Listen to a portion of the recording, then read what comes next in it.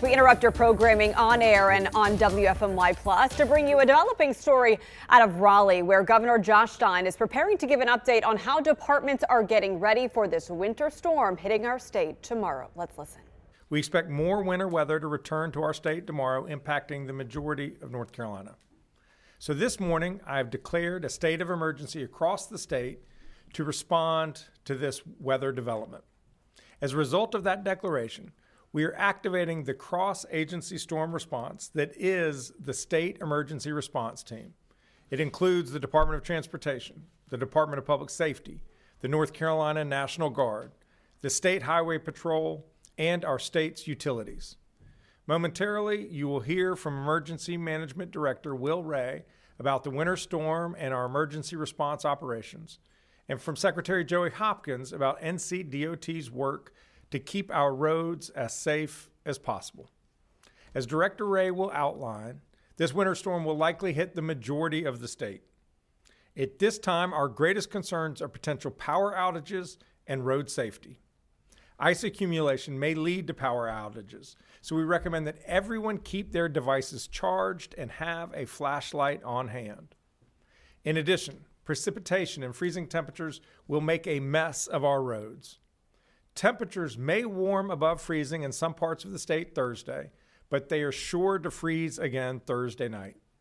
Thawing and refreezing will lead to black ice, so everyone needs to be especially careful on our roads. Please avoid traveling unless it is necessary to travel. Many communities will be opening warming stations for those who need a safe refuge from the cold temperatures. You can find information on resources in your community by visiting your local government and emergency management agencies' websites and social media accounts.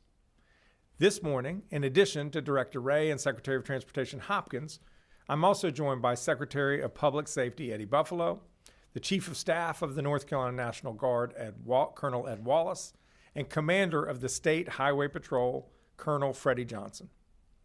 As we stand here now, emergency management officials, Department of Transportation crews, the Highway Patrol, and our National Guard are preparing for the winter weather, brining the roads, positioning resources, clearing abandoned cars from the shoulders of our highways, and working closely with local governments across the state to coordinate assistance quickly.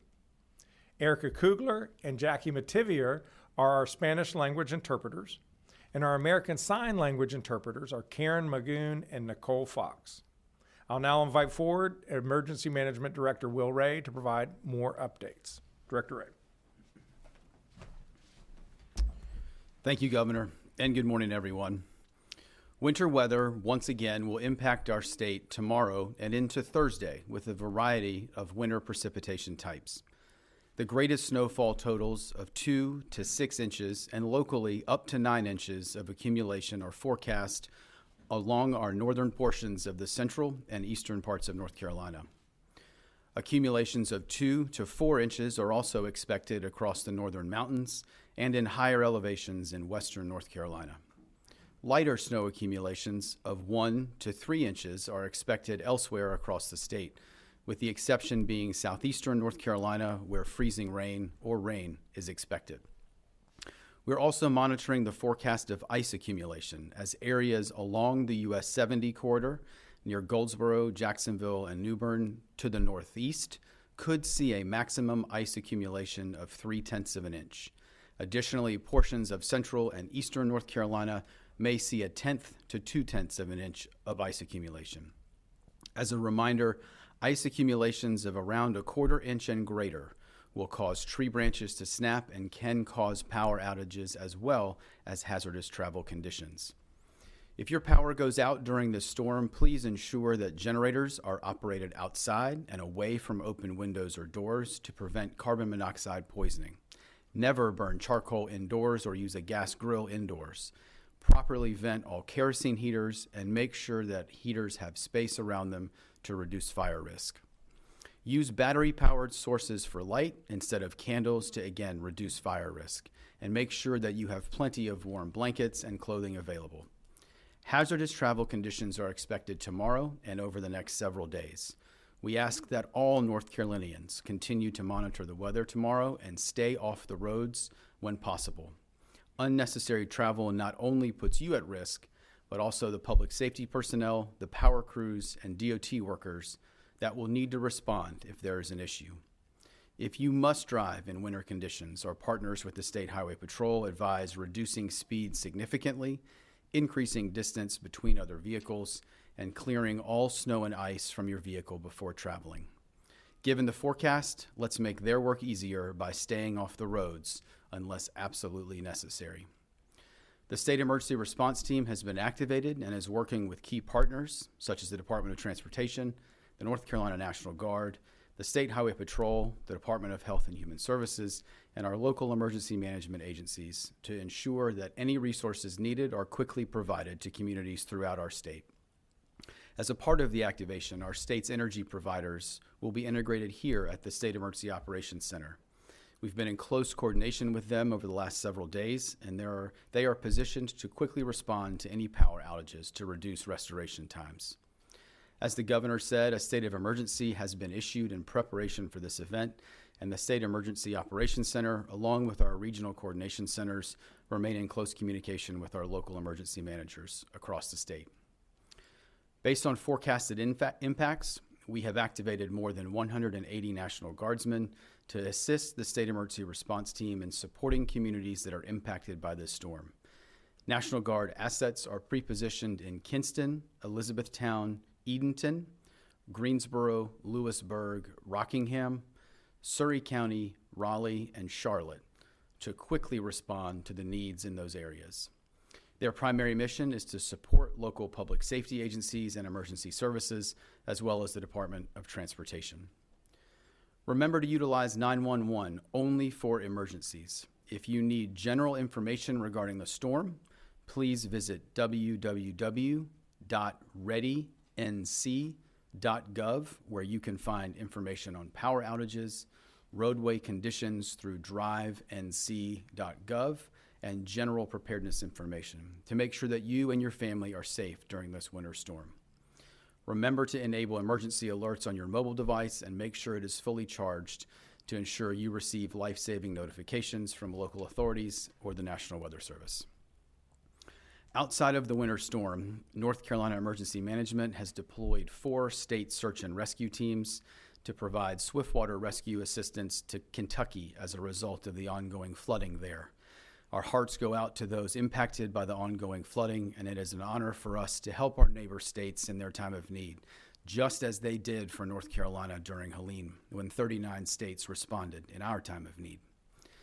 I want to thank and acknowledge the dedication of team members from Asheville Fire, Charlotte Fire, Winston-Salem Fire, and New Hanover County Fire that are in Kentucky assisting local first responders. Finally, for those in western North Carolina continuing to recover from the devastation of Tropical Storm Helene, as a reminder, if you need resources, assistance with housing, or help navigating the recovery process, please call the North Carolina Disaster Case Management Program at 1-844-746-2326 or visit ncdps.gov/Helene. The North Carolina Disaster Case Management Program was established to guide survivors through the recovery process, to assist with making a recovery plan to fit individual needs, and to find resources to assist each survivor. As a reminder, you do not have to apply for FEMA assistance to receive assistance through the state program. As a note, the FEMA Disaster Recovery Centers in Western North Carolina will be closed tomorrow due to the inclement weather for in-person services. Disaster survivors can still access services tomorrow by calling 1-800-621-3362.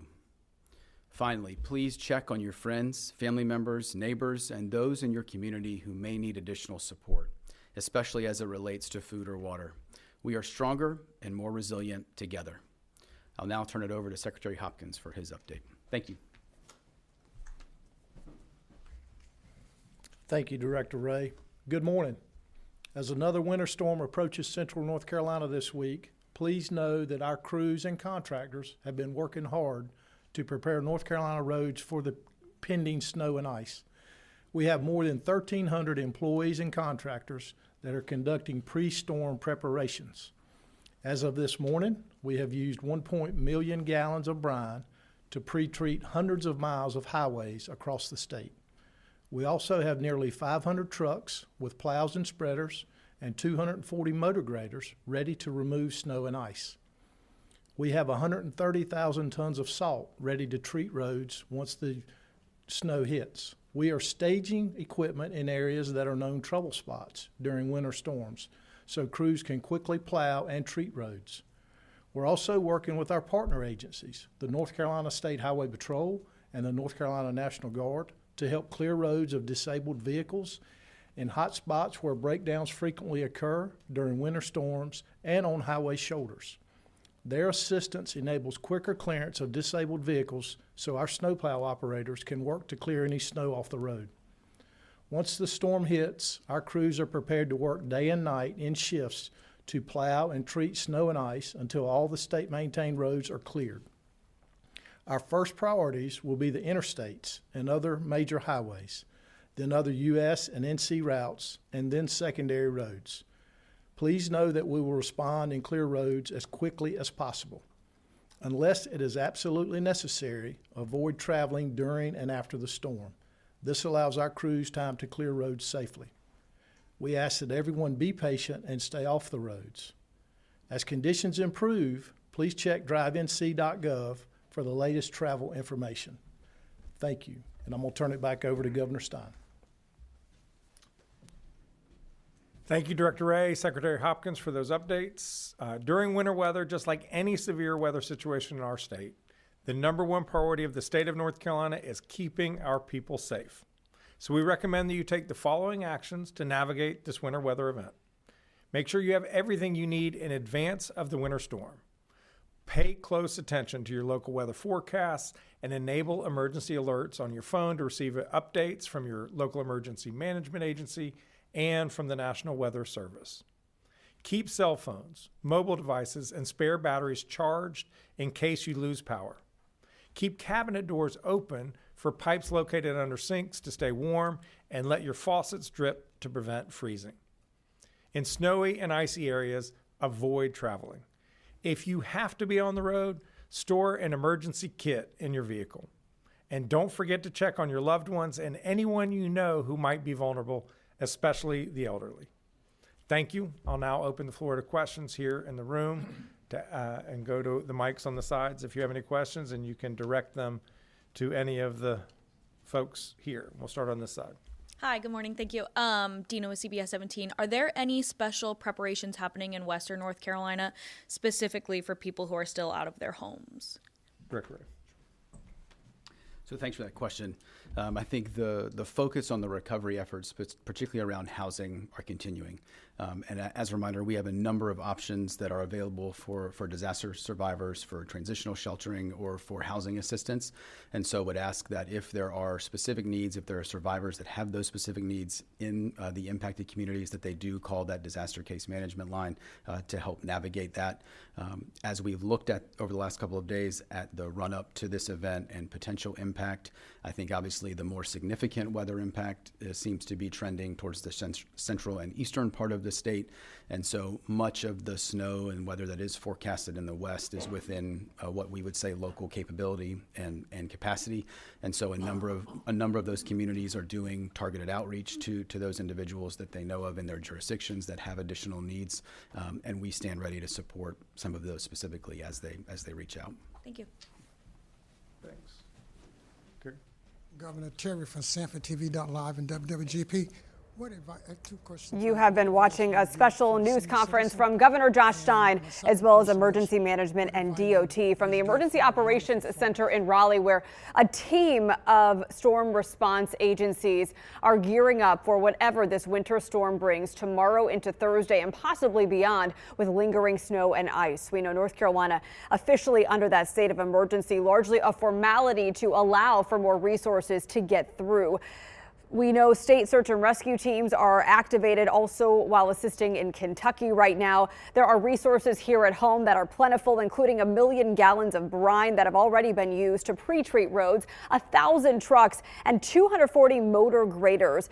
The governor emphasizing we do have ample salt as of now to get us through this storm, 130,000 tons of salt. The main focus right now is preparedness, getting ready. Charge your devices, make sure you have an emergency plan, have a flashlight handy in the event we do have power outages. Power outage crews are among those staging at that emergency operations center for this storm. The big takeaway here is the governor's message: keeping people safe is the top priority. We'll have much more coming up on WFMY News 2 at noon. Thanks for joining us on air and on WFMY Plus.